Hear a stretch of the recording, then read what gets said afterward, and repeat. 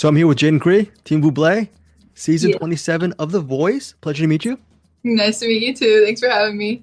Yeah, no worries. Michael Bublé, as a coach, how has he been? What did you learn during just that tutelage, at least for the first two rounds? I mean, that first round, unfortunately, didn't have a coach yet, but for this battle rounds, I mean, one thing he just kept saying was just to make kind of the song your own. And I personally hadn't heard the song before when I got assigned to it. But yeah, basically just to be true to yourself and kind of your style and just kind of make it your own in a sense, instead of rather than doing a cover of the song. And which was definitely different for me since I'm in an 80s cover band. And so I'm used to trying to like morph my voice a little bit to the song. Like I'm not going to sing a Madonna song like I would sing a Motley Crue song kind of thing.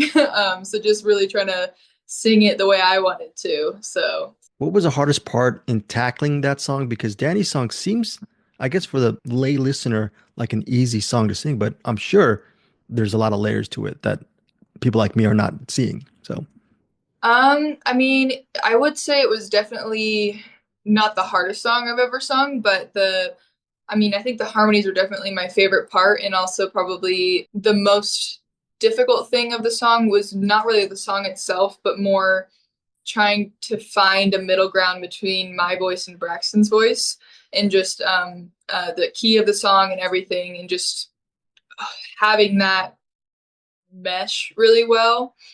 Because we kind of wanted to make it more of like a performance rather than like a battle in a sense. And so yeah, that was probably the most difficult part, was just trying to find the right key to sing it in and just like the right parts for both of us and just the arrangement and everything. I think I think it's Braxton's birthday maybe today. Yeah. Yeah. Mhm. So and you posted on that on your IG. What was it like doing the battles with him? And I guess on the watch back, I'm sure you probably knew while on stage, but what's it like to see him just doing a whole like "Let's go" while you're while you're performing and cheering you on? He seems so pumped, more for you than himself in many ways. Yeah, that was, I mean, because I didn't even know that happened because my back was turned when he did it. So I saw that for the first time along with you guys. And I mean, we were just the best of friends. I mean, and we still are. So it wasn't necessarily surprising. We both just been really supportive of each other. And it was definitely, it was really fun to have him as a battle partner, but it really sucked because it was like, oh, we have to like compete, and one of us could go home, and unfortunately he did go home. I do think he should have been saved or stolen, NBC, but unfortunately that is not what happened. But I mean, he has an amazing career ahead of him, and he has some new music that's come out, and so I think he's going to do really, really well, despite having gone home. So, two-part question. Just want to know your overall impression of Los Angeles. Obviously, through your dad's journey, you might have gotten a taste of that. I don't, as far as that journey, and then also the second time around with this your own journey on The Voice. So, your thoughts on LA, and then the flip side of that. What am I missing by not visiting Lincoln? So, Um, Definitely a lot more to do in LA. There's a lot less to do here in Lincoln, Nebraska. You can still entertain yourself, but just not as like easily as you can in LA. There's like a billion different things you can do in LA, and it's definitely a lot more expensive though. I don't know how you guys do it. I would never be able to. I mean, just like even the Ubers are like five times the amount that they are here. Like it at max probably takes me like $7 to like go anywhere here. And it was like at minimum like 20 to $30 to go anywhere in LA. But definitely a lot of good food options out there too, which is really, really nice. I will say though, if you like Vietnamese food, we have the best Vietnamese food here. And I've searched high in LA. I would try to get Vietnamese anywhere. I could not get anything that tasted as good as Bung Tao here in Lincoln, Nebraska. So that's one reason to visit. Definitely the peace and quiet. There's a lot more quiet here as well. wow, how do you spell that? Because in LA, Vietnamese food is supposed to be really, really good. I love the food here, but Maybe it what's the was just name? around my hotel. I just could not find a good one. But and I think it was like the sauce because like they do usually a lot of places out there would just do the fish sauce, but the place here kind of makes their own and they add like a little bit of like a chili sauce in there, which I don't know if that's true to Vietnamese culture or not, but I like it better than just the straight fish sauce. Yeah. So it adds like a little bit of sweetness and a little bit of spiciness to it as well. And it's VUNG and then TAU. Wow. Okay. If I'm ever there, I'm definitely going to check it out. Do Thanks it. for, It's really, really good. And get their spring rolls too. The spring rolls are amazing. thanks for the tip. And speaking of tips, I'm sure you got a lot of insights and tips and advice during your journey on The Voice. I mean, it's hard to put them together, but when you're reflecting on all the different pieces of insights that's coming, left field, right field, center field, how can you actually sum up the biggest lessons you've learned during your journey? I mean, I would definitely just say to keep singing. I mean, just being out there and being around all these singers and singing every single day with them just because it was fun and that's just what we were doing made my voice grow so much just with that. So really just like realizing that I mean your voice it's like a muscle. You have to train it and you have to just continuously sing it. I mean, if you sing like once a week, just like if you would work out like once a week, like yeah, there might be some results, but it's not like the best that you could be doing.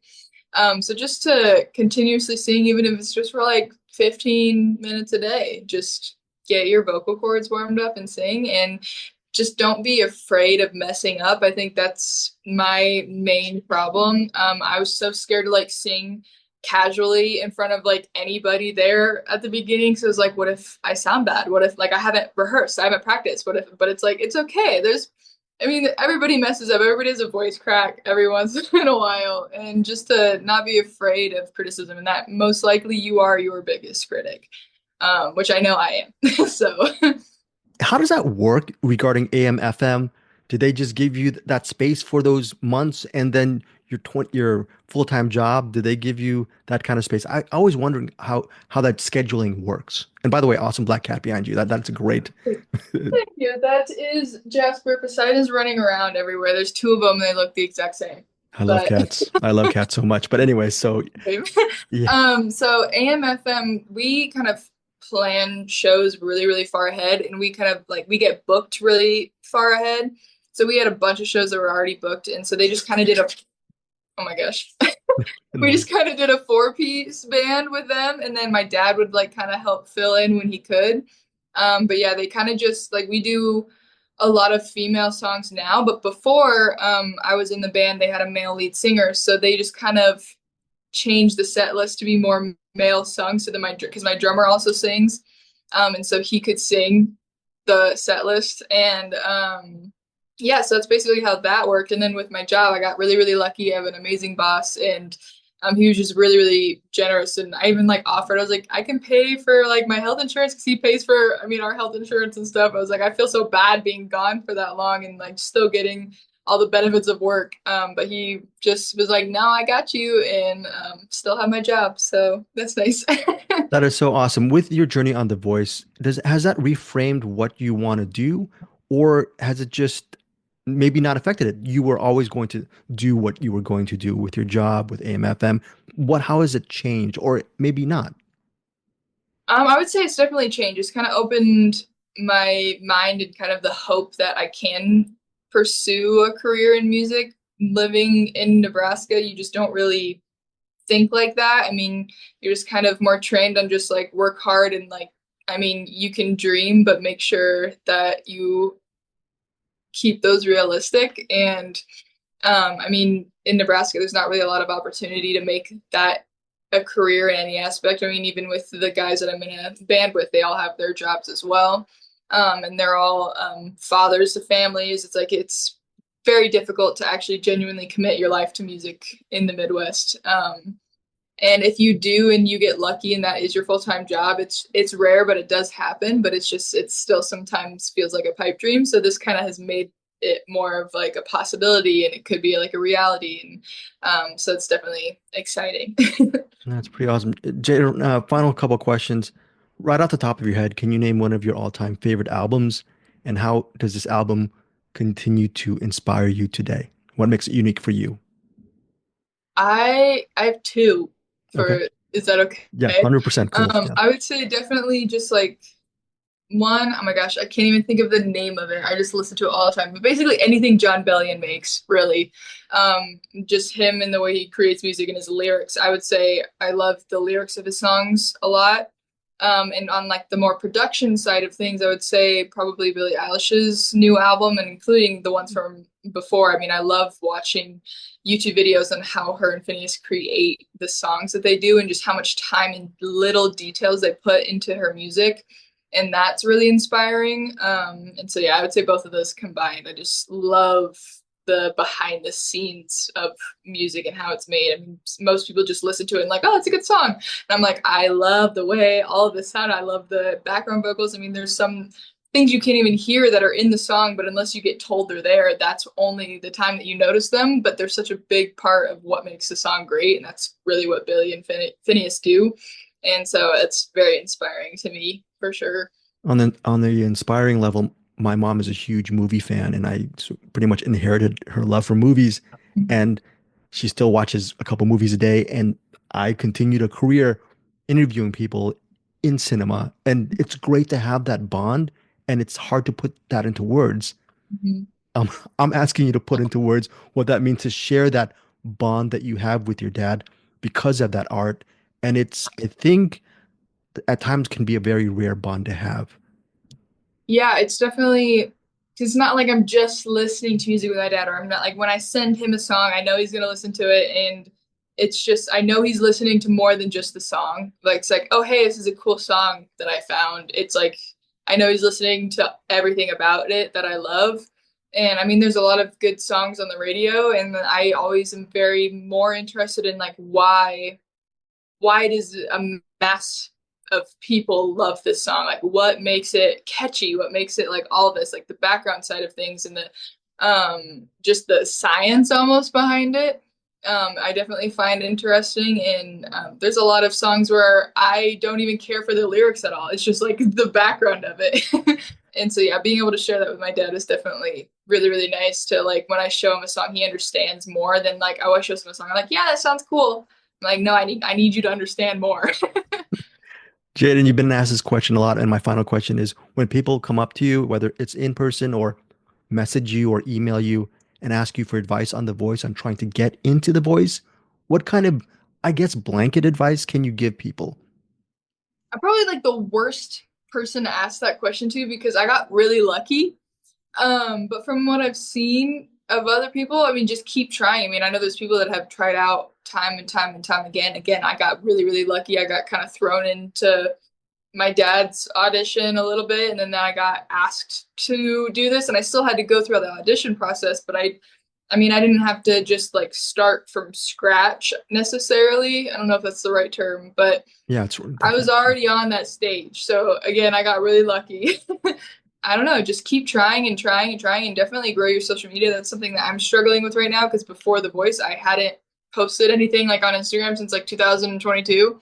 And so getting used to like making content and like being on my phone, I mean, I just bought like a phone stand and like a microphone and stuff. I'm like, I don't know how to do this, but I'm trying and I'm learning.